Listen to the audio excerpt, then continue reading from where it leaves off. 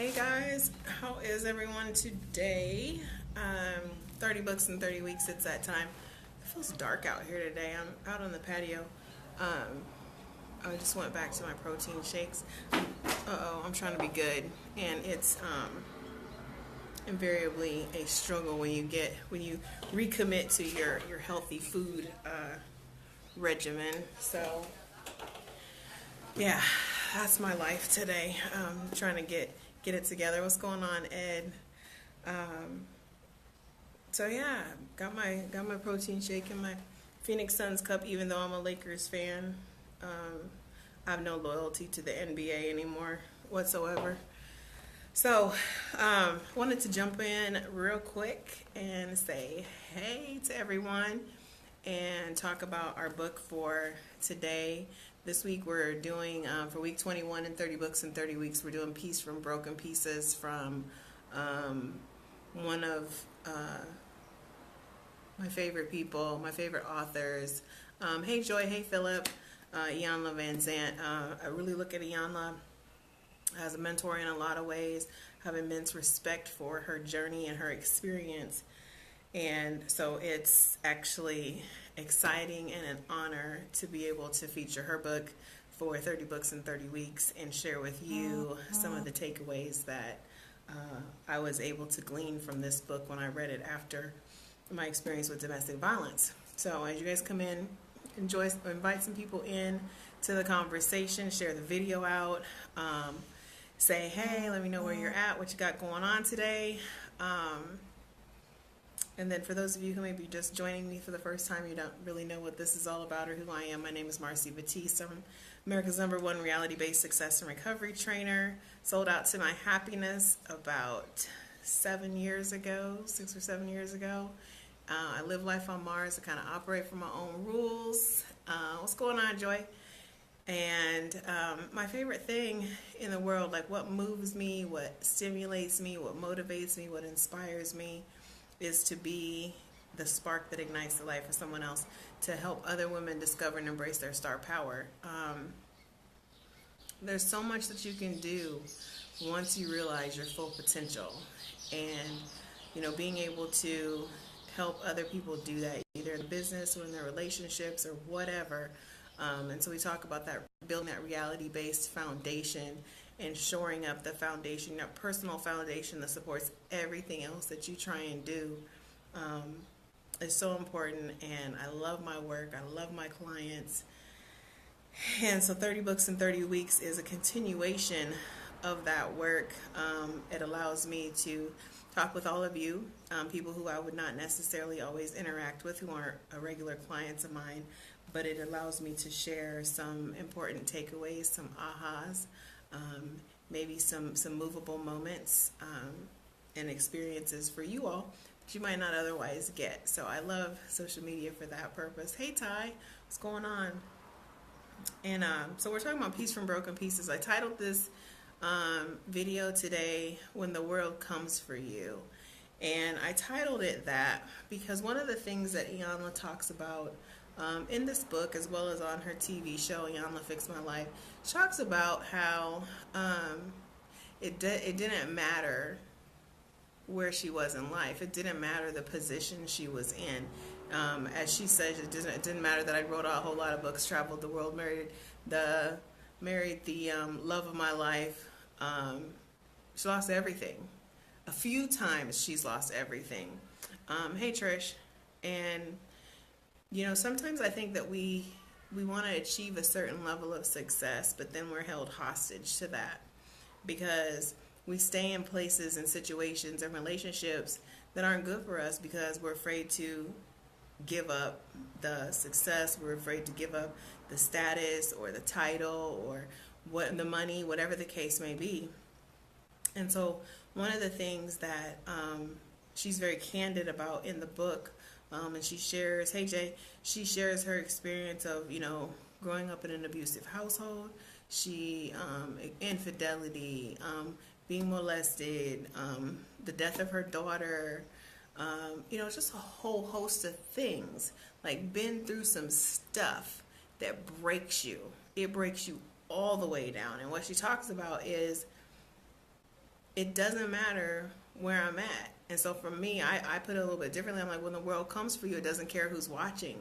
That's how I put it. She puts it a little bit differently, but she talks about it didn't matter that I had all these things, that I'd accomplished all these goals. Bad shit still happened. It's not enough to protect you. It can't shield you from the realities of life. It can't shield you from, what may come. And so you have to really develop some bounce back.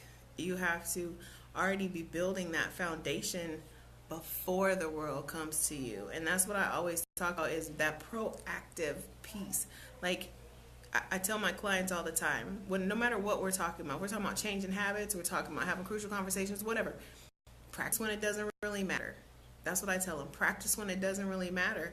And what I mean by that is there are certain skill sets that you're going to need in times of struggle, in times of challenge, when the world comes for you, when people who thought you was going to be by your side abandon you. You're going to have to be able to have that bounce back, and that has to be instinctive, because if it's not instinctive, if you haven't been practicing it and it's not second nature to you, it's not an instant reflex for you to be exercising your bounce back in the face of adversity, you'll be pummeled. You'll be on the couch for months. I'm going to testify because I didn't always have the skills, but what I can also testify to is that the skills can be built. You can create this and you can develop this in your skill set. You can put tools in your toolbox that allow you and equip you so that when the world does come for you, and it doesn't care who's watching, it doesn't care what you have going on, it doesn't care. I tell my clients all the time, life happens while we're making other plans. So you could have all of this stuff going on, you have all these things in mind, everything is in the works, everything looks like it's going good, and then boom, it's one thing. And one thing can shake that foundation. And so that's why we talk about shore that foundation up, get that personal foundation solid. You want it rock solid, because you're going to need to rest on that. That's going to have to be your stabilizer. Like, you have to have that fallback, so that when, let's say you out in the world and let's say you're trying to build your business, and something happens, you lose money, or you end up having to file bankruptcy, or the store burns down if you've got a brick and mortar. There's if it's an online business and there's just, defamation of character, like whatever it is, when the world comes for you, it doesn't care who's watching, it doesn't care whatever else you got going on. So that bounce back, that instinctive, let me kick some other stuff into gear. Let me get my shit back together. Let me get my life right. And then we're about to go at it again. Because you can't give up on a dream just because life comes for you. Life is going to continue to come for you. Things are going to continue to happen. Situations are going to break down. Relationships are going to fall apart. People are going to come at you with things that are unexpected. But guess what? If it's really your dream, if it's really your passion, if you're really sold out to it, you 100% committed, you'll be able to bounce back. But the bounce back is so much easier when you've already been practicing those skills. And so, that's one of the benefits of having a coach, having a trainer, having mentors, because those people are the people that are part of that stability, that foundation, that when the world comes for you, keep you from getting too far off track. They be like, you know what? It's time for a bounce back. It's time to get some strategies in place. Like, what have we been practicing? What have we been talking about? What skills are in the toolbox? What else can we do next? How do we make the money back? Whatever the case may be, that's that squad.